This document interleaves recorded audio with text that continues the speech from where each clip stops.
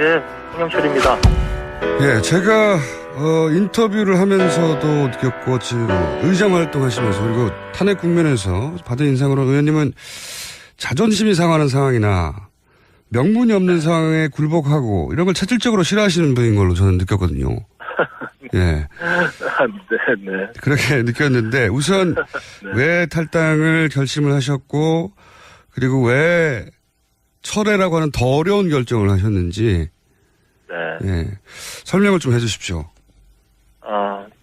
탈당의 뜻을 이제 모으기로 한 것은, 저희 이제 지역에서 또 많은 뜻을 또 지지하는 국민들이 이제 대선 이제 막판에 들어서면서, 보수가 분열된 상태로 이 대선 선거결을 치르게 되면 결국은, 의미 있는 결과를 만들어낼 수 없고, 그리고 또 지금 현재 상태를 보면, 문재인 후보의 당선을 지켜보는 것 아니냐. 결국 나중에 역사의 죄인이 된다. 이런 이야기를 저희들에게 이제 많이 하시죠. 그렇기 때문에 우리가 보수가 그래도, 하나로 좀 단일화해서, 끝까지 최선을 다하자. 이런, 생각들이었습니다. 이제 그런 생각들을 가지고, 우리가 향후에 이렇게 단일화된 모습으로 다시 보수 재건에 나서야 된다.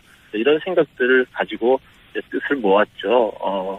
그러나 제가 그 탈당을 성명에 동참하고 나서 또 지난 청문회 과정에서 지금 말씀하신 대로 제가 자존심 있고 그리고 당당하게 목소리를 냈던 걸 지켜봤던 많은 국민들이 비판의 목소리를 보내주셨어요. 그래서 그런 것들에 대해서 제가 심각하게 고민을 하게 됐고요.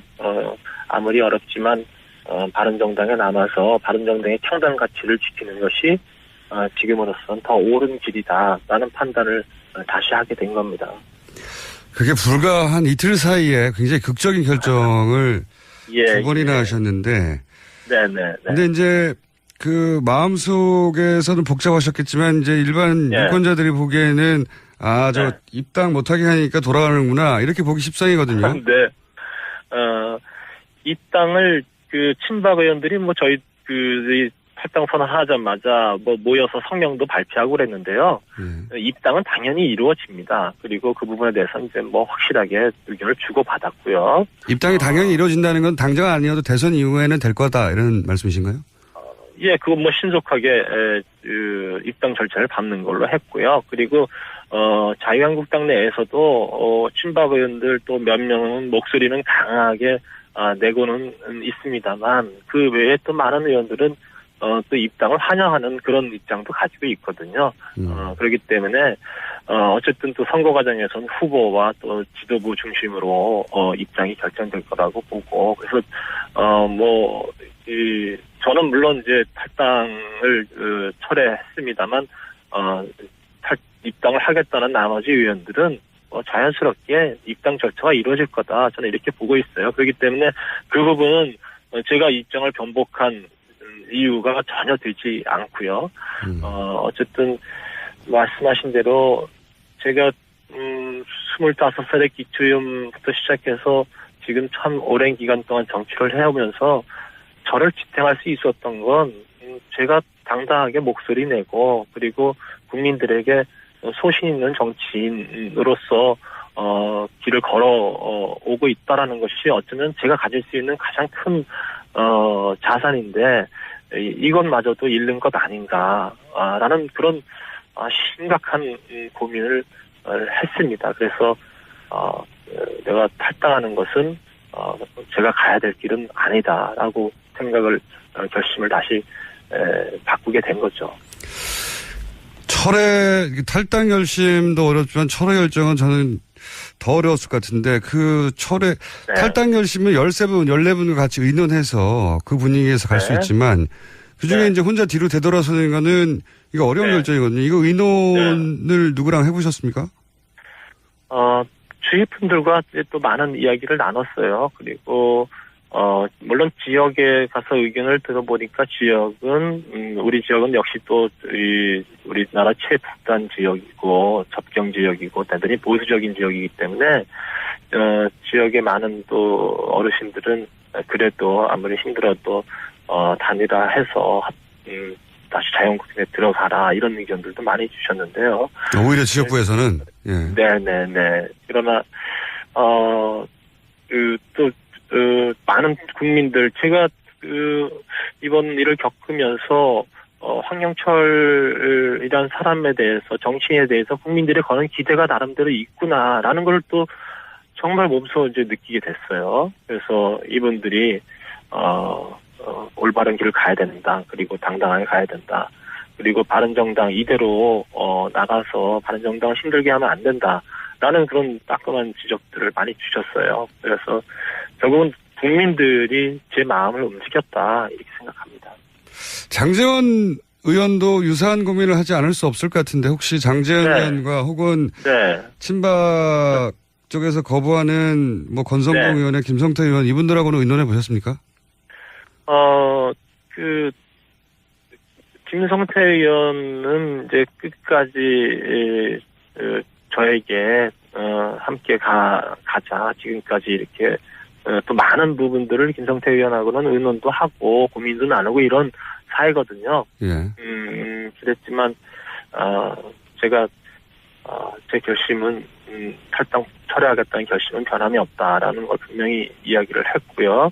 그리고 자유한국당의 입당이 만약에 처리가 되면 그곳에서 열심히 개혁적 보수의 목소리를 내달라라는 바른정당을 지키면서 끝까지 가겠다 이런 입장을 전달을 했고요. 장제원 의원 같은 경우는 어제 제가 기자회견을 하러 지역에서 출발해서 올라오면서 기자회견 시간까지도 같이 조율하면서 맞춰놨었거든요. 같이 철회 기자회견을 예정을 했다가 네네네. 그런데 장제원 의원이 자기는 조금 더 주위 분들과 이야기를 나눠보고서 그리고 결정을 내리겠다 해서 제가 혼자 기자회견을 하게 됐습니다. 장제원 의원은 아직 철회든 그 이후에는 사실 전화 통화를 안 했어요. 결정을 못한 상태군요. 네네. 그래서 고민을 깊이 하고 있구나. 제가 이렇게 생각해서 그 마음이 정리될 때까지는 제가 전화를 또 해서 이러저런 얘기를 하는 게 별로 이렇게 좋을 것 같지 않아서 통화는 안 하고 있습니다. 결국 본인이 결정할 문제죠. 그러면 장제원 의원도 그런 가능성이 없잖아 있고 다른 분들도 혹시 아시는 선에서 있나요? 철회를 할 분이? 철회까지 이어질지는 그건 모르겠어요. 그런데 이 탈당 선언하고 나서 친박 의원들이 나서서 일괄 복당 반대 목소리도 내고 또 우리에 대해서 또 배신자 운운하면서 강한 목소리를 내는 걸 이렇게 보도를 접하면서 정말 자괴스럽다. 우리가 단일화 명분을 또 보수 대통령의 명분을 가지고 입당하지만 친박들의 행태를 보면서 과연 잘하는 결정인지 모르겠다 라면서 솔직히 심경을 토로하는 의원이 있었습니다. 그런데 그것이 다시 이 탈당 철회까지 이어질지는 제가 모르겠어요. 그러니까 철회도 갑자기 궁금해진 건데 탈당 결정하고 욕 문자가 많이 왔습니까? 아니면 철회하고 욕 문자가 더 많이 왔습니까? 이 탈당 결정을 내리고 나서는 찬성과 반대, 그러니까 지지했고 잘했다라는 그런 문자 전화도 받고 또 잘못했다라는 문자 전화도 받았는데 당연히 잘못했다는 그런 의견이 많으셨었고요. 탈당 철회를 하고 나서 어제 하루 동안은 바른 길 가서 고맙다. 그리고 꿋꿋하게 유승민 후보와 함께 해달라라는 그런 메시지가 훨씬 더 많은 양이 왔습니다. 그렇군요. 네. 혹시 그 철회 기자회견 전후로 유승민 후보하고는 직접 통화해 보셨습니까? 예. 제가 어저께 탈당 기자회견을 그저께 탈당 기자회견을 하고 나서 말씀하신 대로 저희 이제 이 탈당계와 입당서를 작성을 해서 가지고 있다가 그 모 의원방에서 일괄 취합해서 내기로 했어요. 그래서 그 방에 냈다가 제가 다시 생각을 더 해야 되겠다라고 판단을 내리고 그것을 다시 회수를 했습니다. 예. 이게 이제 언론에 보도가 됐죠. 예. 뭐 언론에서 이제 보도가 됐는데 그리고 나서 이제 많은 기자들의 질문에 더 깊이 고심을 해야 되겠다라는 이야기를 했고 그런 이야기들을 유승민 후보가 이제 전해 듣고서 전화를 주셨어요. 밤 늦은 시간에. 그저께 토론회가 있었지 않습니까? 예. 방송 토론이 끝나고 나서 전화를 주셔서 자기가 여러 가지 또 보듬지 못한 것도 있고 부족한 점도 있지만 우리 바른정당에 남아서 끝까지 함께 해보자. 그리고 우리야말로 진정한 개혁적 보수의 기치를 걸고 가야 되는 것 아니냐라는 말씀으로 목소리는 많이 이제 힘들고 또 뭐 갈라지시고 그랬지만 이제 의지도 느껴졌고 그리고 또 따뜻한 또 격려의 말로 이렇게 들렸습니다. 그래서 이 결정을 하는데도 큰 또 통화가 되었다 이렇게 생각합니다. 한 가지만 더 여쭤보겠습니다. 마지막 질문인데 시간이 거의 다 돼서 입장은 충분히 제가 이해한 것 같고요. 홍준표 후보가 13분의 탈당파들이 본인을 만나서 유승민 후보가 덕이 없어서 탈당한다고 했다고 주장하셨는데 실제 그런 대화가 그날 만남에서 있었습니까? 뭐 개인적으로 홍 후보님한테 그런 생각을 전한 분이 계시겠죠. 개인적으로는 있을 수 있는데. 예, 있을 수 있는데. 그날 자리에서. 그 자리에서 덕이 없다라는 표현은 없었던 것 같고요. 이제 뭐 유승민 후보가, 이제 우리 바른정당의 후보로서 이제 그 바른정당이 이렇게 다 하나로 가지 못하는 것에 대해서 뭐 소통에 문제가 있다라든지 스킨십이 좀 약하다. 이런 얘기들은 이제 우리가 그 여러 가지 논의를 하는 과정에 개인적인 의견으로 피력하신 의원님들은 계세요. 그렇지만 그 자리에서 덕이 없다는 표현은 제가 듣지 못했습니다. 알겠습니다. 오늘 말씀 감사합니다. 네네. 네, 지금까지 바른정당의 황영철 의원이었습니다.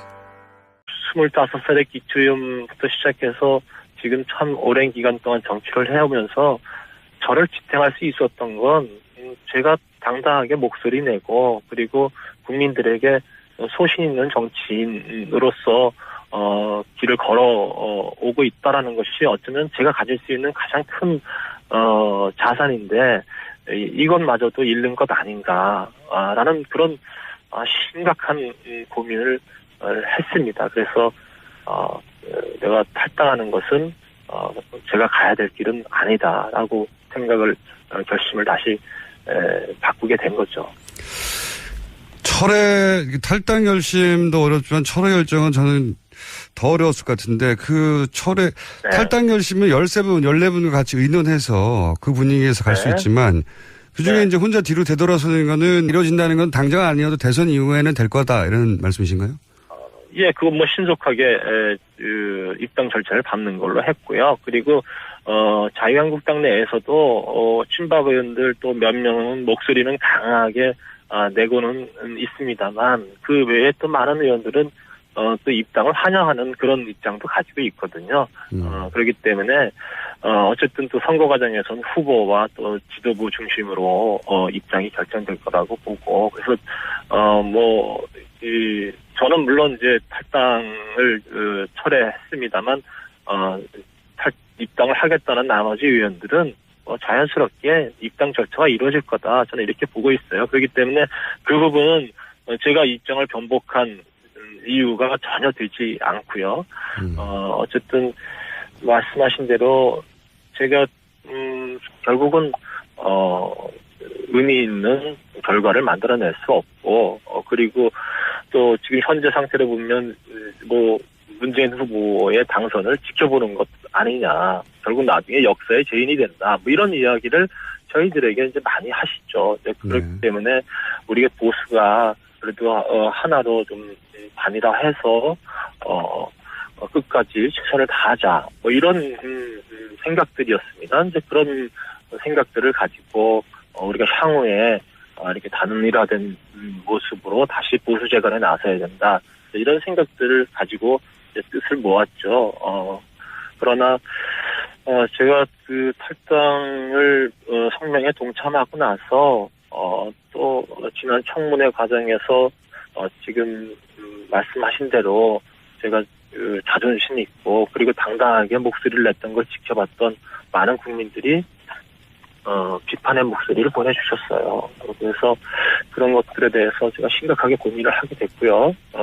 아무리 어렵지만 바른정당에 남아서 바른정당의 평등 가치를 지키는 것이 지금으로서는 더 옳은 길이다라는 판단을 다시 하게 된 겁니다. 그게 불과 한 이틀 사이에 굉장히 극적인 결정을 두 번이나 하셨는데. 네네. 근데 이제 그 마음속에서는 복잡하셨겠지만 이제 일반 유권자들이 보기에는 저 입당 못하게 하니까 돌아가는구나 이렇게 보기 십상이거든요. 네. 입당을 그 친박 의원들이 저희 탈당 선언하자마자 모여서 성명도 발표하고 그랬는데요. 입당은 당연히 이루어집니다. 그리고 그 부분에 대해서는 이제 확실하게 의견을 주고받았고요. 입당이 당연히. 예, 홍영철입니다. 예, 제가 인터뷰를 하면서도 느꼈고 지금 의장 활동하시면서 그리고 탄핵 국면에서 받은 인상으로 의원님은 자존심이 상하는 상황이나 명분이 없는 상황에 굴복하고 이런 걸 체질적으로 싫어하시는 분인 걸로 저는 느꼈거든요. 예. 네. 그렇게 느꼈는데 우선 왜 탈당을 결심을 하셨고 그리고 왜 철회라고 하는 더 어려운 결정을 하셨는지 예. 설명을 좀 해주십시오. 탈당의 뜻을 이제 모으기로 한 것은 저 이제 지역에서 또 많은 분들도 지지하는 국민들이 이제 대선 이제 막판에 들어서면서 보수가 분열된 상태로 이 대선 선거결을 치르게 되면